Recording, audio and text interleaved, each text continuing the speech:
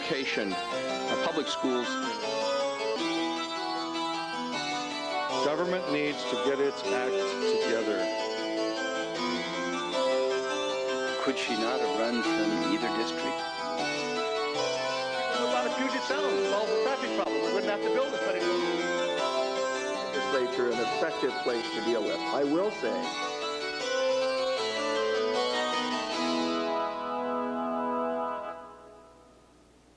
we have back-to-back guests this week on Inside Olympia. Later on in the program, we'll be visiting with State Senator Margarita Prentice, a Democrat from the 11th District. But first, it's my pleasure to welcome State Senator Harold Hochstatter. He is a Republican from the 13th District, and on March 2nd, he announced his candidacy for governor of the state of Washington. Harold, thanks a lot for being here. Hey, Denny, it's my pleasure. You've represented the 13th District now for something like 10 years. Tell our viewers what the 13th District is. I introduce it this way. I say you get on I-90 and you drive east till it stops raining. And so that's when you've entered, or that's when you're leaving? That's when you've entered, at the top of the pass, top of the Snoqualmie till about milepost 190, right down the middle of the state, east of Moses Lake. My district wraps around the town of Yakima, but Yakima is the 14th district. It's almost completely embedded in the 13th. But so Ellensburg and Moses Lake are the two largest. Yeah. In agriculture, the biggest? For sure. Yeah. Did you grow up there? Yep. I was born in Nepal, and they changed the name. It was Moses Lake used to be called Nepal, and they changed the name in 38. And so I was born there in 37. One of my hobbies, I do a great speech called Sex, Lies, and Danny's Tavern, and it's about the history of Moses Lake. And I've got all these old slides that I show on the wall, and it goes over tremendous. What did Nepal mean, and why did they change it to Moses Lake? A lot of speculation. Nobody knows. Moses Lake, Moses and Joseph, the two chiefs, they were named by Marcus Whitman. See, they were at the Whitman mission. They were to give them biblical names, and Chief Moses was in that area. So the lake was named after Chief Moses. That's why it's got the Moses Lake name. But nobody knows who Nepal was. Some speculations, but I haven't been able to find that. That would be a good thing for my history speech, to find out who Nepal was. Tell us about your family. I've got, my wife and I met at Holland Library in Wazoo in 1961 when I first came out of the Army. We married in 63, so we've been married 36 years. Got 3 sons first, and then 2 daughters. My oldest son is my competitor in the pump business. He's a fine competitor. He couldn't find any peace in Hochstatter Electric. And, which is the business you own outside? Yeah, my brother. Half own? Yeah. Family business, huh? Family business, huh? From your father? My dad started that business. What year? He went broke in the wheat business, as most people did out there in the dry land in the 20s. And he came into town, and in those days, when you were a mechanic, you did everything. You did automotive, of course. You did plumbing, welding, machine work, and electrical. And then as the town grew, he gave up different elements of that work and kept the things he liked. So we do motor winding, we do domestic pump work, and then we like electric motor control, a little more industrial technical stuff, if we can do it. But hey, we'll wire a house if we have to make a payroll.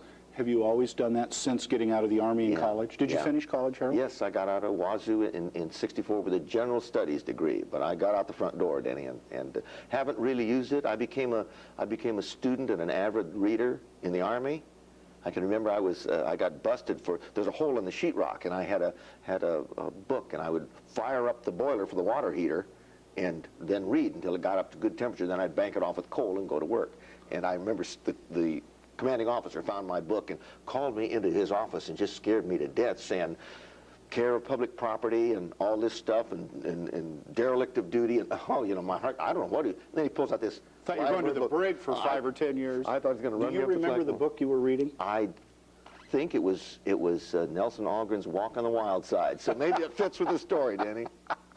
What's it like being in business with your brother for a long period of time? It's, I say that, hey, I'm great, but boy, he's a son of a gun.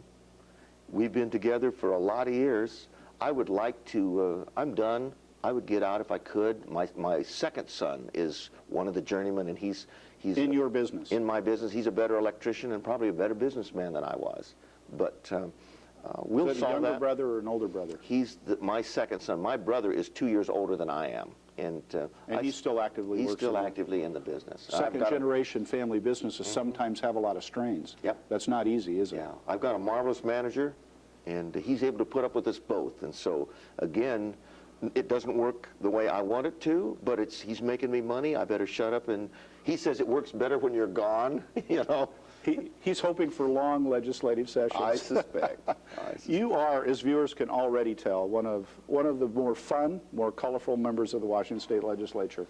I think it was Jim West once described you as, he's our Jesse Ventura, only smarter. Somebody else who's a friend called you half kook, half genius. How do you see yourself? I think that I'm painfully straightforward. And my Christian faith is essential to me, but I don't wear it on my sleeve.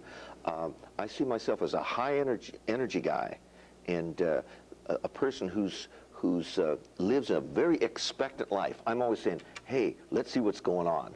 And so I'm very, very upbeat.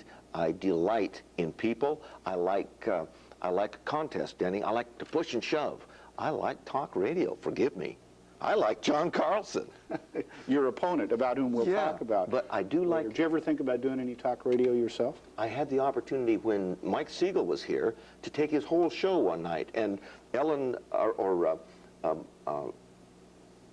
Rasmussen and Tom Campbell both called me up, and we talked on the phone and says, boy, you're doing a great job.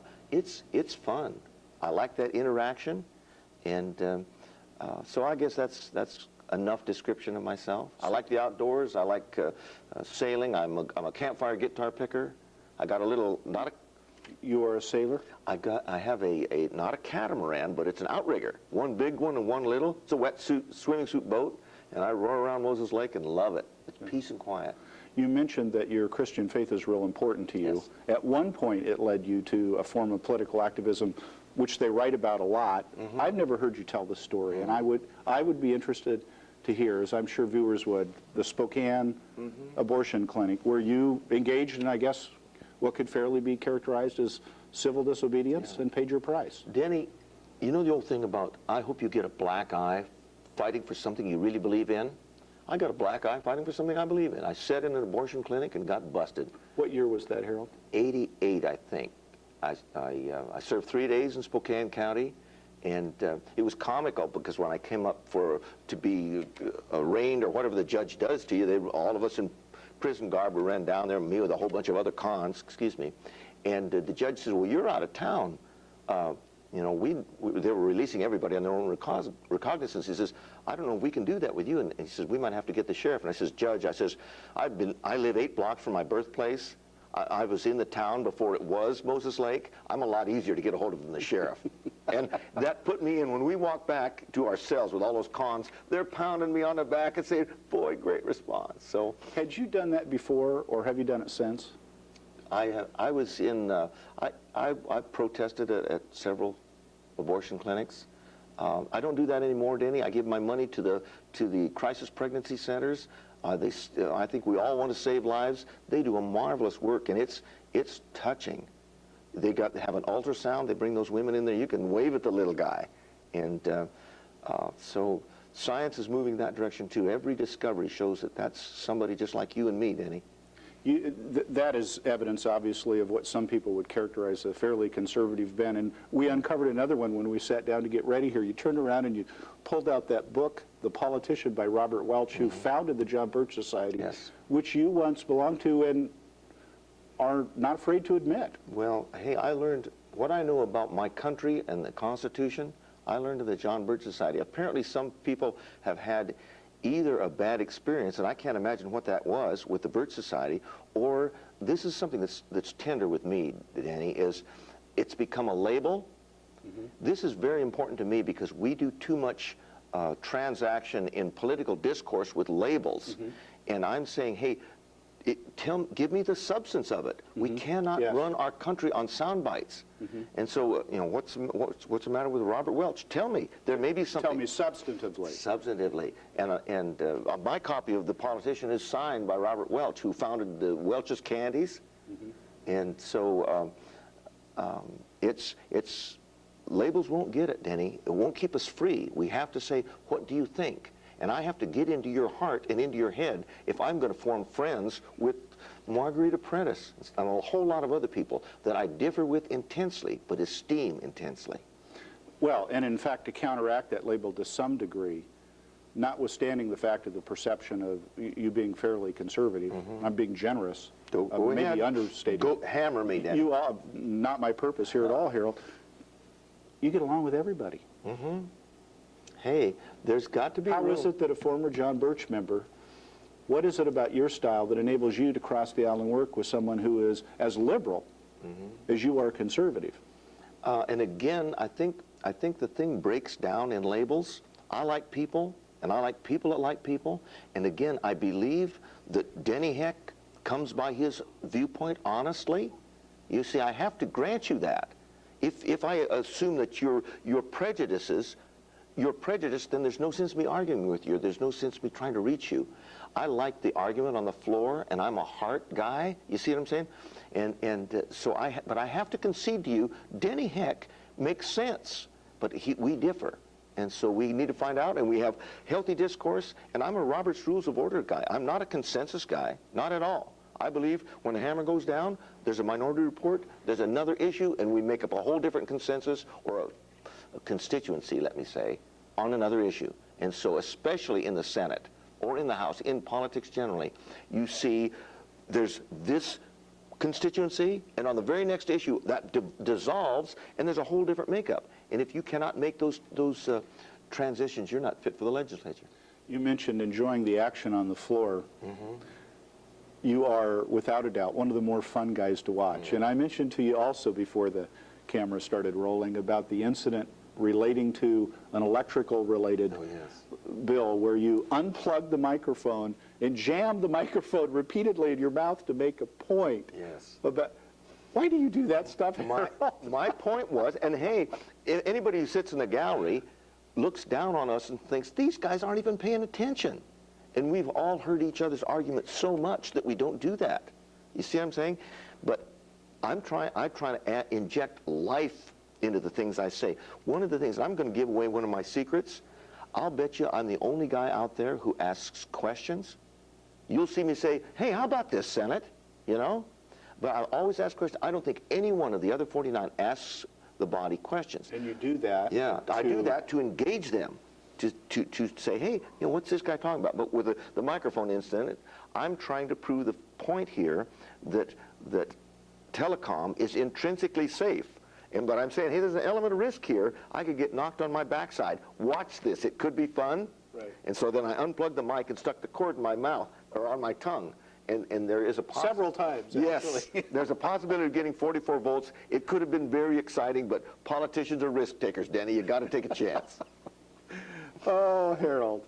We have a portion of our program every week devoted to Bud and Joyce, who are a retired couple that live in the northern part of the state. And they know our guest in advance and submit questions. And so now is the time for Bud's question. He wants to know what your view on term limits is, and specifically wants to know if you think, given that the state Supreme Court has struck that down as it relates to state legislature, is there any prospect for revival of that issue in the future? Do you see any prospect? Bud, I want to tell you, I supported term limits initially, and now I don't. When I look back at the book, and I'd urge anybody to do this, look back at the history of how long people survive around here. It is not that long. You're going to have Al Bauer on your show. Well, thanks for announcing my future program, Harold. That's right. Have I blown your cover? That's all right. Al Bauer, you have to have this institutional memory. And guys like Bauer get up there and George Seller get up there and they say, well, you know when I had that bill? And so I oppose term limits. I think that the problem is not, and I'll say this on a lot of things, I'm a constitutionalist, Bud. I believe in our government. I believe in your government. But I also believe in your right to get me out of there just as soon as I transgress. And so, and that happens. You look at the turnover. Go up on the 4th floor and walk down that aisle and look at all of those guys that were there and now are gone. People ask me, Harold, how do you get into politics? And I say, I have no idea, but I'll tell you how to get out. Be defeated on principle. Okay?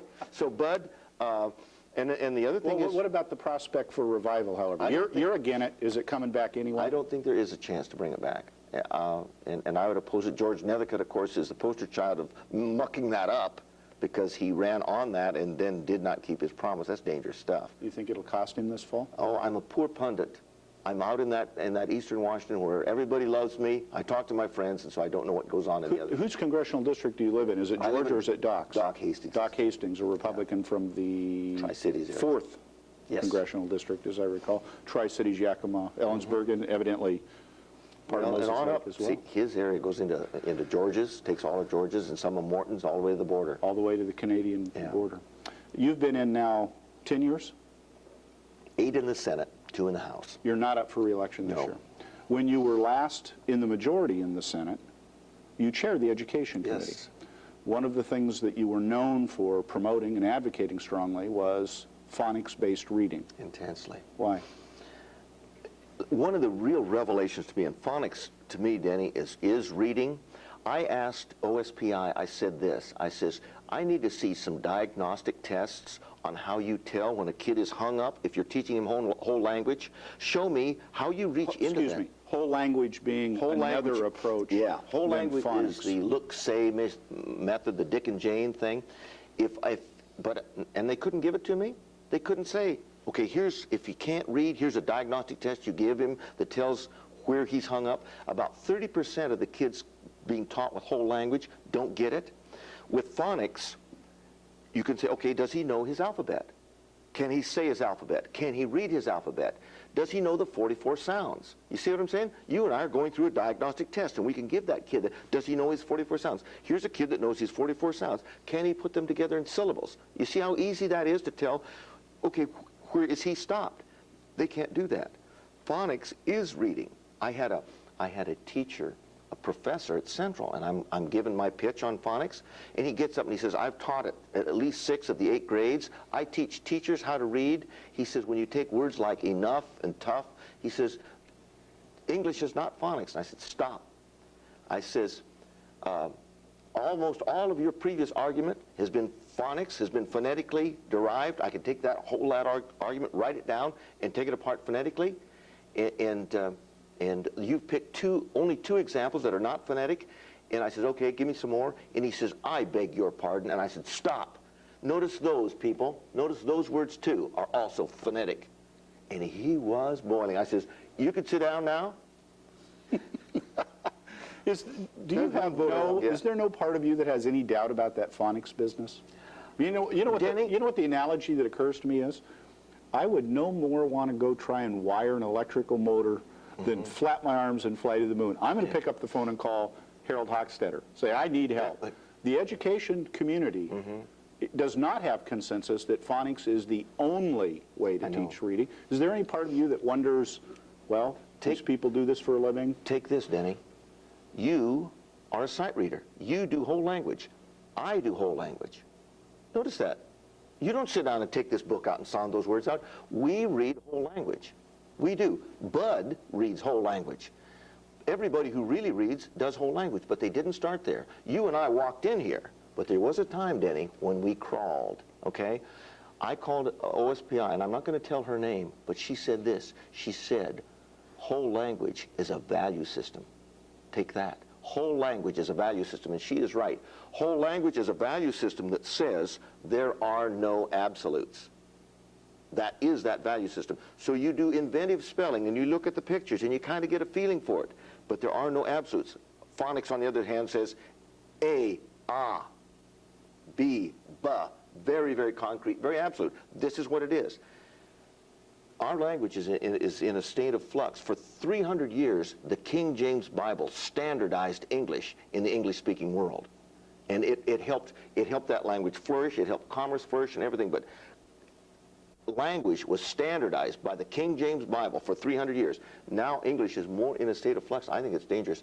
If you want to get E.D. Hirsch's The Schools We Need and Why We Don't Have Them, look in the glossary, and you will see words that you should understand, but by the education folks, they have an entirely different meaning.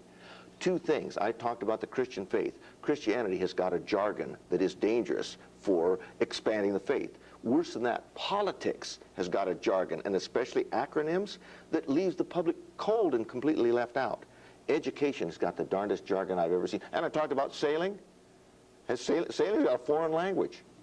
As does, I presume, electrical work. I Yes. think they all do. They have a- Is that part, some of your thinking there, is that also why you oppose the Washington Achievement Learning Yes. Test, The- Assessment the- Learning? Well, I'm against acronyms, but now I can't remember Sure, what WASL? Yeah. The WASL. Washington the WASL, Achievement Student Learning Test? yeah. Am I close? Yeah, I don't Yeah. know it either. You're putting it's a test. You're making us look bad, It's a Denny. new, yeah, geez. But it's a new test. It's a new test. And you're against it. Denny, let me throw this at you. This is again from E.D. Hirsch's book, The Schools We Need and Why We Don't Have Them. He said this, when we were in college, we all had the feeling that if we were to take our essay and submit it to another group, another section of the same class, that it would get a different grade. I had that feeling, you had that feeling, Bud had that feeling, okay? You're kind of leaving Joyce out of this. Joyce, picture. excuse We're me, gonna get to her I'm going to in a be little bit. branded gender unfair here if I don't watch all right. myself. But in Hirsch's book, he says, the chapter is called Test Evasion. In that chapter, he says they took like 50 tests and they submitted essays, and they submitted to something like 50 graders. A mathematical third of those tests got the whole range from A to D minus. A mathematical third of those essays. Now, what does that say? Subjective. Subjective, big time. But there's an awful lot of the WASL, Harold, that isn't subjective. Denny, It's skill pegged. Don't you think that's a Yes. good thing? Denny, the WASL is process education. I'm a facts guy. I think that we need to teach facts. Facts are the substance of all other of process. You can't do the process until you know the facts. The education reform is doing this. Have you heard the phrase, well, you ran for OSPI. Am I blowing your cover again? Yeah, you used an acronym, which we have a outlaw. Okay, on. we've got a State ban on Superintendent of Schools. Superintendent of Public I was Schools. ignominiously defeated. Thank you very much for bringing that up, Harold. I'm just not making any points at all. The phrase used to be, education in Washington is an inch deep and a mile wide. Have you heard that phrase? Education is an inch deep and a mile wide. Now, if you're out there trying to get a kid through, say, K6, maybe even Kindergarten through sixth. yeah, or even through the 8th grade, I want him to get the basics, which are skills. But now notice there's a difference between skills and broad-based disciplines like geology or mathematics. You can say, I can read. If you can say, I can read, that is a skill. Okay, I can milk a cow, that is a skill. But if you say, I know geology, Denny, you're lying, because that is a broad-based discipline, and it's too comprehensive for any of us to know. In those early grades, we need to keep the inch-deep, mile-wide thing so that the kid is exposed to the whole magic of learning and knowledge in our country. And then when he gets high school, and then especially college, he narrows that down. The WASL, and this whole reform, this whole process reform that we are locked into, narrows the curriculum down and aims you at being human capital. I mean, that makes my skin crawl, forgive me. Human capital. Human capital. What do you mean by that? Human capital is a term out of, I think it's even used in House Bill 1209. Human capital. The bill that set up the education reform. But but what we're moving towards here, Denny, is standards. We're moving towards a standards-based system. Don't conservatives like standards? Conservatives like competition. Vastly different. If we do standards, we get a standards-based, we get a standard kid. If we do human capital, our standard kids, punched out, bim, bim, bim. The first people who approached me when we were working 1209 were the gifted kids. And their parents come down and says, get our kids out of this. This will dumb our children down. This will standardize our excellent kids. Denny, excellent learners provide jobs for you and me and for our children. I may not be one, but my hat's off to the Bill Gateses of the world, who are entrepreneurs, who are, let me take it on, but we must have excellence. High expectations is one of the 5 essentials of learning. The proponents of education reform support it exactly for that reason. They say we need to have higher levels of achievement. I'm gonna take a slug of this and I'm gonna spank your hands. Uh-oh. Maybe we better change the subject. Now wait a minute. Let me tell you about, you know the little king, the Wizard of Iz, the little king? Wizard of Iz, do you know that? You don't know that right. comic strip. Okay. Comic strip, yes. Yeah, and the little kid goes in, he says, the little king, he says, what kind of cigarettes you got? And they say, regular or king size? He says, what are the little ones? And they say, king size. Okay? You said the trigger word. You said high standards. High standards assumes what? High standards assumes lower standards someplace, doesn't it? There's got to be lower standards. Nobody is going to waltz in here and say, there's the lower standards, Hochstatter. You're wrong. There is no standard that says a kid will graduate without knowing how to read his diploma. There is no standard that says kids will move through the system without being able to achieve the previous year's work. There is no lower standards. High standards is a buzzword, and it's BS. Yeah. There are no high standards. This is a cable channel, but we'd still prefer you not. Okay, excuse Let's me. change the subject. Excuse me. We are talking. Is this caffeinated? You're on my hot button, education. Well, good. And so we must, valedictorian and salutatorian, talk about excellence, about somebody in the old American tradition who said, I'll take you on. Do you want to have a standard cup of coffee? Would you like to watch a standard football team and drive a standard car? You want excellence. When you put your little kid out there, you say, go for it, man. When you play the oboe, you want to say, that was magnificent. Not, boy, he hit the standard. I use a picture. Are you familiar with the standards, the history standards that the federal government tried to pass? The federal government had history standards that we paid, I think, $4 million for, and Slade Gorton was responsible for them to be rejected. In those history standards, the Wright brothers did not exist. These lights that are barreling in on us, Thomas Edison did not exist in these history standards.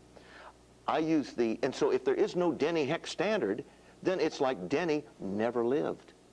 And once you set standards and you tie those standards, you set ELRs, essential learning requirements. Thank you. You set ELRs. Those ELRs have to be tied to the scans report at the federal level.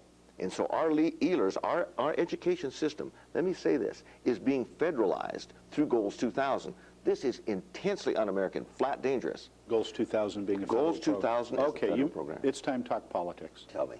March 2nd. Yes. You announced for governor. Why are you running? We just ran through one issue, education. I want to say, no, we must not produce standard kids. Not in my country, we must not. We're losing two things in education. We're losing the local control, which is everybody's buzzword. Try this. If you got wheels on that chair, this is going to knock you against the wall. The Goals 2000 school panel said the American people have to get over the idea that there's any going back to basics in education. Does that hurt?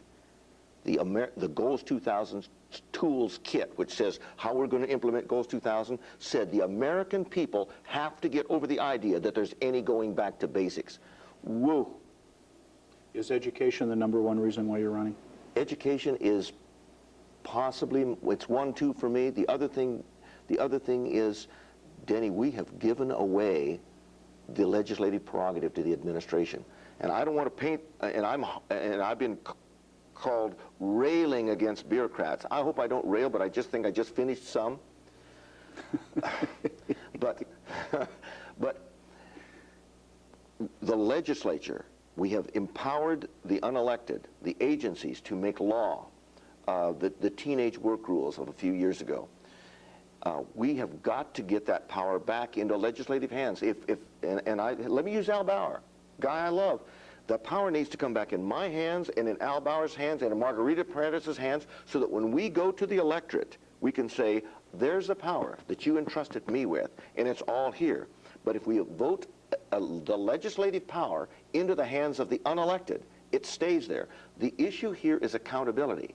When I come back, I'm accountable. And my voters say, Hochstatter, you are gone. Or not. Or not, depending on what you've done. Since you've announced, the Republican State Party Chair and former Majority Leader of the House of Representatives, Dale Foreman, has gotten in and gotten out of the race with the entry of radio talk show host John Carlson. Are you in this to stay? For sure. Your name will be on the ballot in September. My issues have not changed, Danny. If this is a walk-on cameo, pretty face thing, I'm beat already. Okay?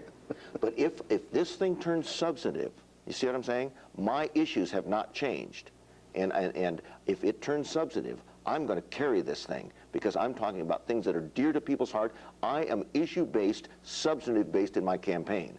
And so any place that I get a chance to talk, speak, wave my arms, and shout about my issues, then I'm going to do that. So I'm not affected by people who are drifting in, drifting out. That's not part of my game. So that begs the question of how you win. Yeah, how I win. You're obviously running against somebody, at least one person. There's some rumor that Representative Jim Clements, a Republican from the 14th or 14th legislative district, may get in. At least in John's case, you know he has more name familiarity going in, and he probably has access to more money, although I don't know that. We don't know. What is your strategy for, as you suggest, if it turns on the issues you want it to, then you will be successful. How do you get it to do that? Denny, first of all, if I want to win, this is, and when I was at that feeding frenzy, where when I announced, then a bunch of reporters came up to me in the Capitol, and they said, "What's your chance of winning?" And kind of pushed me. Bob Partlow especially. I says, "Bob," I says, "I won't tell you. Let me tell you why. If I focus on winning, it takes my focus off of my issues. It will cost me my courage and my passion. If I lose those two, I deserve to be beat, okay? So I'm not looking at winning. Winning, that question will be answered by the people that you and I esteem, the voters of this state. And they will answer that question, and I will take my hat off and say, thank you, whichever way it is. But I'm not going to focus on, okay, this is what I have to do to win. You're not going to be your own pundit. I'm not. You said earlier you weren't a good one. Unfortunately, that's Joyce's question. Give it a try, please. You've been a successful elected official for 10 years now. Her question is, how am I going to get elected? No, her question is, does having a Republican primary hurt or help the Republican nominee's chances in November? Obviously, when he got out, Dale Foreman said in part, he thought it hurt. What do you think? I think that if we are trying to develop issues, again, it's not winning the race, it's bringing the public to their feet saying, hey, I've got some input into this country, into my government. There's a marketplace of ideas out there, especially in the Republican primary. These people are talking substantive issues, and I'm excited about these things. If we can't get people on their feet about their children, Denny, this country is in serious problem. So I would tell Joyce, we can't miss, but have progress, but have heightened the level of dialogue by having several candidates. So I can't understand where Dale is coming from at all. I fear that Dale, and maybe John to a little degree, is a little too much money-oriented, too much what's going on at the top. I'm shooting my message at the guy who tweaks the lever. I don't know if you saw my statement when Dale came in. He says, well, I've got Doc Hastings, Jennifer Dunn, Slade Gorton's endorsement. And I said, gee, that's 3 votes. Is their pencil any blacker than yours and mine, Danny, or Joyce? You see what I'm saying? Are you the populist, conservative populist, anti-establishment candidate? I know you don't like labels, but how does that feel? I'm not anti-establishment, Denny. I love my country. I esteem the founding fathers. And so... okay, conservative populist? I can fit in that. Yeah, I'm trying to conserve our freedoms and our country and its form. But I think there are people and directions that are within the form that need to be changed, and the voters are going to say, yeah, Hochstatter, guess what? You're one of them.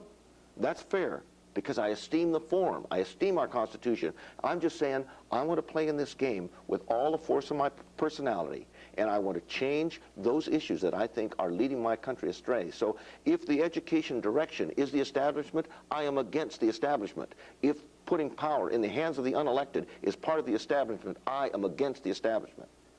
Will there be any change, not in the substance of your issues, obviously, but in how it is you undertake your campaign between the primary and the general, should you win the primary? We've talked a lot about the primary mix. Now let's talk about the Hochstatter versus Locke mix. For sure there will be, Denny. When you drive home, you know how to get there, but you make course corrections along the way, okay? We will have to make course corrections. Issues will come and go, and this is a take-them-on kind of campaign, and so we need to address the issues. We owe that to the electorate. So if I'm running on issues, it doesn't matter who's Where the fighter pilots say, don't look back, somebody may be gaining on you. I may be the guy that's gaining on them. But my issues don't change. I'm not running against John Carlson. I'm not running against Gary Locke. I'm running intensely for those principles that you've given me the opportunity to enunciate here. And so, yeah, there will be a change in focus. And I can't say how that is because I'm focused on developing my issues. And they will have to, I'll have to look at them in the context of who the opposition is what the other parties are saying. Okay, last question. Shoot. Let's assume, in fact, you make it through the primary, and let's assume you win the general election. Yes. What are the first two things you're going to do the day after you're sworn in as governor of the state of Washington?